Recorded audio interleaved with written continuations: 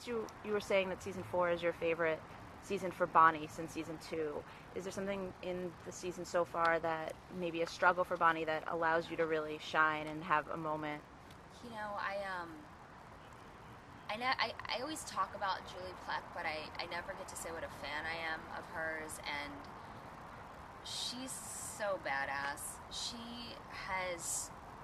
I could maybe barely write for like 3, maybe 5 characters. She's written for Yeah.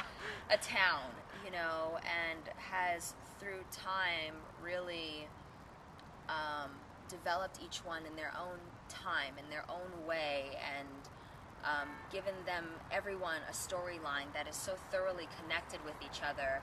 And season 2 kind of shoved Bonnie out of the nest and like forced her to make decisions and show what she was willing to sacrifice. And then for season 3, which is incredible, like some of my favorite scenes that I shot were in season 3, were amazing, and you saw that sacrifice again. But the biggest shift, I think, is going to happen this season for Bonnie. I think that it's going to be it's such a huge season. I mean, Elena's a vampire now, Right. and she really has to choose. I mean, everything's heightened when you're a vampire, and Bonnie is, everyone's just going to lose their minds. I mean, everyone's just going to lose it, and I cannot wait. I cannot wait to shoot us all losing our minds. Is there anything that you haven't gotten to do as Bonnie, like a side or an emotion that you're hoping, that you're saying, hey Julie? Yeah, but no, I don't need to say hey Julie anything. She's way ahead of me in terms of what I could even want for Bonnie or anything. I mean, I always joke with Kevin Williamson that Bonnie's a virgin, you know. I don't think so. You don't think Bonnie's a virgin? I don't think so. I think she's a virgin. Okay. Could be. I'm playing they that she's a virgin. They could tap into that storyline. I mean, that's a very... We can tap into Bonnie's well, virginity and dedicate an episode to that. It's a very human side, and we don't... I mean, there's so many other things going on. She's had time to, like, get some, but... Maybe. I don't know, maybe we'll see a more sexual side to Bonnie. You know, I love that side of any character. I love putting it in my music. I love putting it in my art. I feel like it's just, as a woman, it's a part of you. And since they're all going into college and you know, or you're getting out of high school and getting older, you know, you'll maybe start to see some of that in her relationships, but we'll see. And they're totally vacuuming. Oh, they won't be able to hear it. But I don't think so.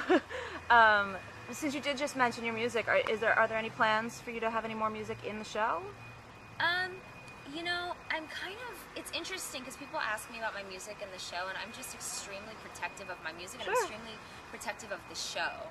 The show has such a vibe to it, you know, it's like really rocky, and I study the soundtracks, and our music director, Chris, supervisor, he's just like insanely good and insanely in tuned with what it is. So I would maybe score something or produce something with another artist, or it would have to really be fine-tuned, because my music is so pop and so left field. I don't maybe at a dance or something playing in the back. Maybe. I don't know. I'd really want to dedicate time to specifically fine-tune something for the show, but I try and keep it separate, you know what I mean? Like, my art as Bonnie is different than my art for my music, and you know, whatever I can contribute to the show, I always will. Yeah.